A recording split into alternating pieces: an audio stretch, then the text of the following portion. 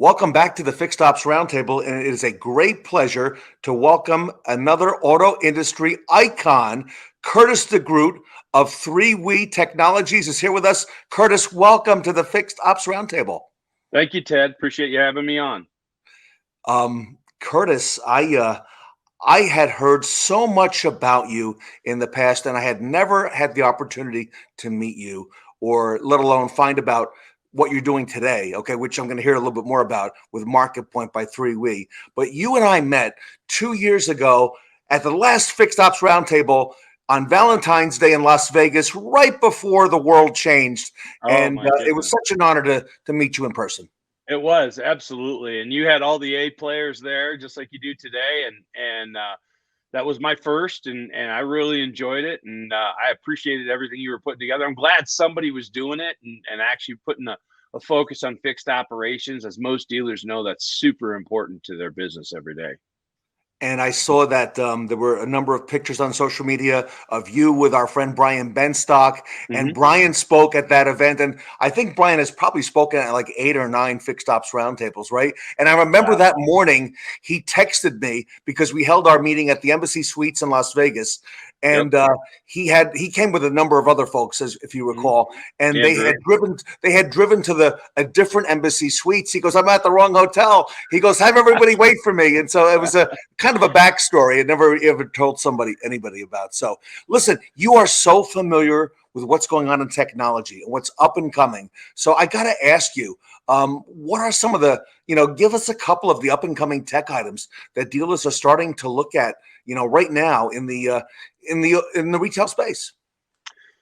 Well, I mean, in fixed operations, like I don't know what your guests feel, but I know that we've got a technology today that's rolling out. It exists, but the way we're using it is a little different. Where we're actually scanning on the service drive immediately, taking photos of the vehicles, license plate, calling the database instantaneously, taking alignment, as well as tread depth and immediately taking that data, and that data is accessed through an API, and that API is posting in with different partners and stuff. And the way you take advantage of that is now, let's say for an example, you've got minutes before a customer's going to leave the dealership and head to work or whatever, and so you've got minutes to really engage that customer about a buyback or an upgrade or something like that. And this new scanning technology that is, it's not necessarily new technology, but the way we're using it's new,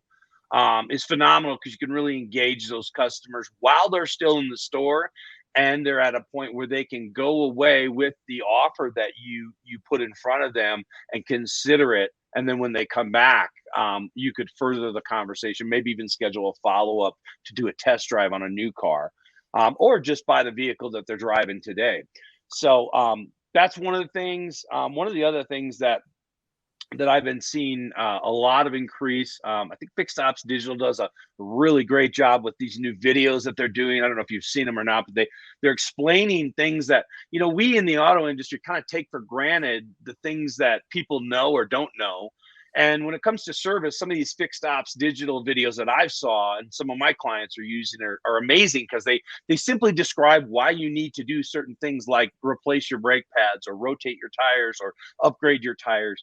And I think that that is cutting edge stuff that the dealers are going to start using more and more in 2022 and 2023, as we shift to the need to be more profitable in the fixed operations side, to kind of grab more of that absorption rate. And as sales, if sales do go down, we don't know yet. Right now the demand is still fire. And I guess the other thing would be, is you want to introduce texting in that kind of environment where they're measuring tires and alignments, and so there's a lot of good companies out there doing it. One of Mike I know does a really good job, and and we partner with. And so I would just encourage any dealer that's not doing that to take a look at that, because it's super cheap to do those alignments. And now it's to the point where you just drive over it and boom, boom, it sends a text message out, report to the customer. Wow. You can engage the customer right then and there. So those are a couple things, Ted. And Curtis, we're seeing it too. I would have to agree with you. I think that in a short amount of time, you're going to see these drive over technologies in every, not just in every service drive, but Curtis, in every lane, not just in one lane. Okay. You're Right. going to see it in all the lanes because, like you said, the customer's time is a Yeah. commodity. We want to respect the customer's time. Yeah. And those scan tools are going to benefit not just fixed operations, but potentially the used car department, right? Yeah. Reconditioning and so on. And you're right. The work on the fixed ops digital side 3, 4 years ago, Curtis, fixed operations and digital does not even go together. Now, how can it not go together? So, Yeah. we had a good friend of both of us, a mutual friend, Brad Pascal. He's on the show, Yeah. this time around, and I know Owen Moon, and I Yep. think that Fixed Ops Digital, Kevin and Julie, they do a great job, They do. in They that do. space, and they really help dealers. Yeah, and I've got clients who use them. They love them. There's nobody doing anything that they're like what they're doing today. I mean, they understand that it takes more than just a Facebook post to get somebody to engage in the service. I mean, yeah, that's great that you do that, but I mean, who's actually engaging that is a different story. I mean, service is still personal.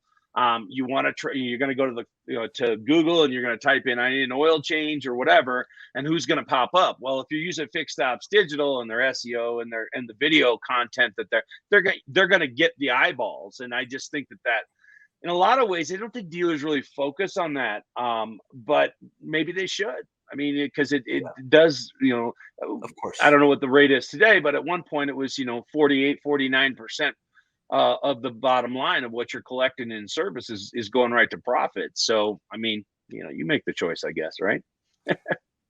Pre-COVID, I remember there were a lot of dealerships that talk about a lot of walk-in customers, who don't have appointments. But when we went through the season of COVID, everything turned, Curtis. And now people wanted to have an appointment. They wanted to make that Mhm. appointment, whether even if it's for a pickup and delivery at home.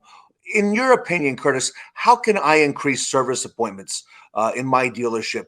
Looking at open ROs and so on.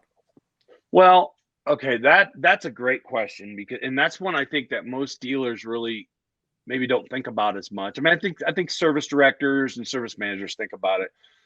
Advisors don't have time to think about it. But the reality is at every corner of communication with a customer, we should be asking them or making it convenient for them is a better way to say it.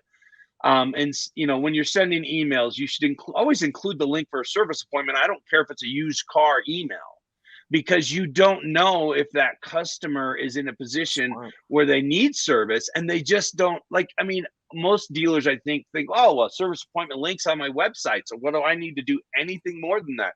Well, that's not the case. We need to make sure at every part when we're talking to these people, we Yeah. need to make sure that those links are included for their convenience, because that's really what it is, for their convenience.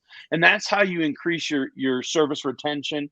Another thing is, I know a guy that has written some software for that connects with call centers, Mhm. and they're actually able to make these service BDC calls using the software, a very consistent methodology.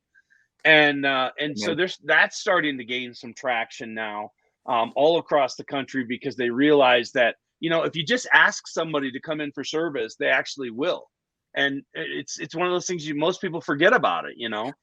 So, and then I guess the only one recommendation I would say is, I don't know who would do, if it's a service advisor or the service manager, but when you get a list of those first time service customers, customer buys a car and they're supposed to come in for their first service, that is the absolute gold mine right there. Because if you can get them in for that first service, Yeah. then you're locking in the experience, the white glove. I mean, Brad Mugg, Honda downtown LA, he'll talk about that. I saw him at another conference talking about it, where give them a bottle of water, give them a small little package, welcome to service, and all that stuff. They remember those things, but you've got to make the calls, and that first service appointment. If you miss that one, man, it's tough to get it back. And I think that ties into the fact that, the advantage that retail dealers have, Curtis, is that we've got a relationship with the customer, right? Mhm. And the Carvanas and a lot of those disruptors who are not retail dealerships, don't have that advantage. I also hear a new phrase in the last 6 months to 9 months about life cycle marketing. And tell us, how is that? How does that help service, in particular, in fixed ops? Um, so I've got a fair amount of experience in this particular vertical, and life cycle marketing. For the people that don't understand life cycle marketing, is when you've got birthday, you've got anniversary, you've got extended warranty factor, warranty expiration, you've got quarterly sales referral, you've got upgrade loan, upgrade lease, then you've got service conversion, and you got service buyback. Those are just kind of the categories that exist right now, and more are coming. But those are all what I call the intersection of opportunity for the dealer to send out a valid message, communicate with their customers in a timely fashion. So we like to say, birthdays are done once a year, right? Sales anniversary years 1 through 10, those are done once a year.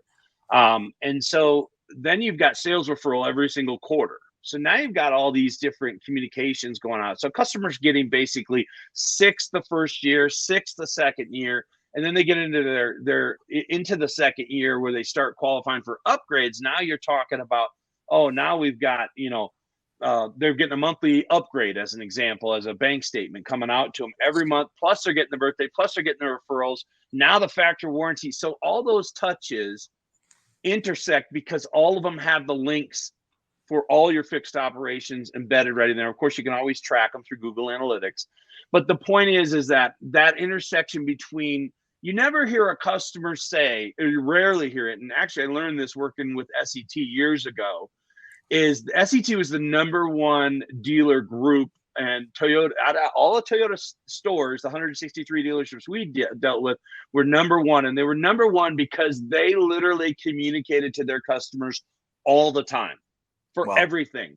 And this is the same scenario with life cycle marketing. As you get into those now those are sales communications as an example. Now you get into the service side of the communications where you've got service, service appointments. Hey, we've got this time free. Can you make it in? Can you schedule an appointment? Then you've got, the follow-ups with the owner's manual based service recommendations for coming in for appointments and loss. I mean, there's a myriad of different communications in life cycle management that you can bring to the surface, and you'll never hear a customer say, I don't shop at that dealership anymore because he communicated or she communicated with me too much. It's always the opposite. It's always, yeah.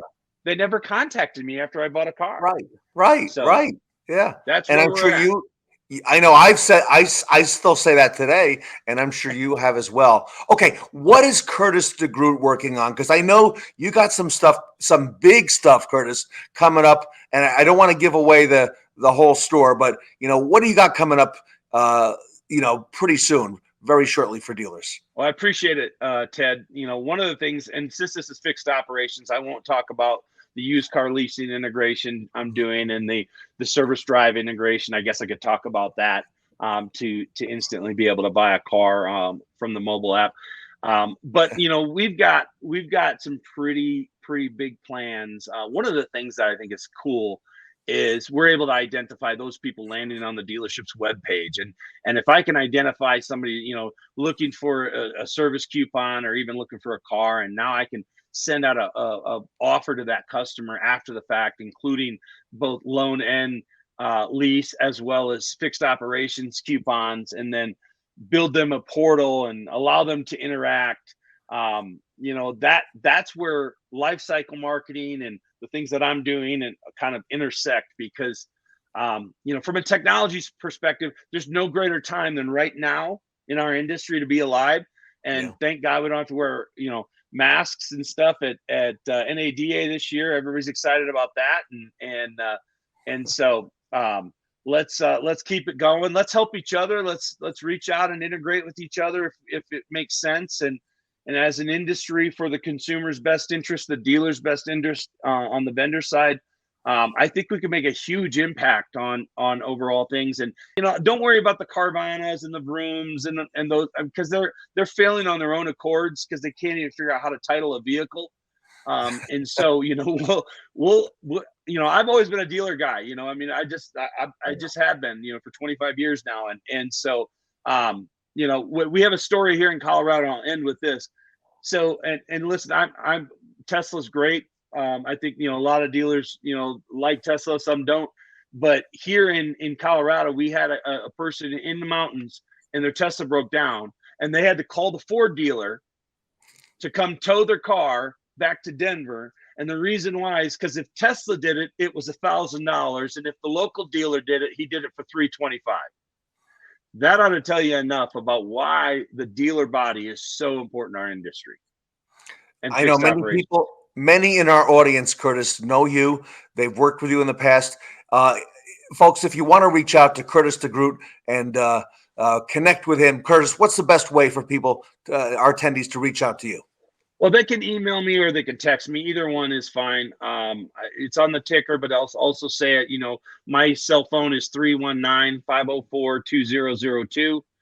And you can text me, you can call me, leave me a message because I probably won't answer. But and then you can email me at curtis@3wetech.com. And of course, I'll get back to you as soon as I'm available. Curtis, a great honor. Thank you so much for being here. Likewise, Ted. Thank you for having me. I appreciate it. Hey, I look forward to seeing more of you, and I know our audience does as well. Everybody, Curtis DeGroote here today at the Fixed Ops Roundtable.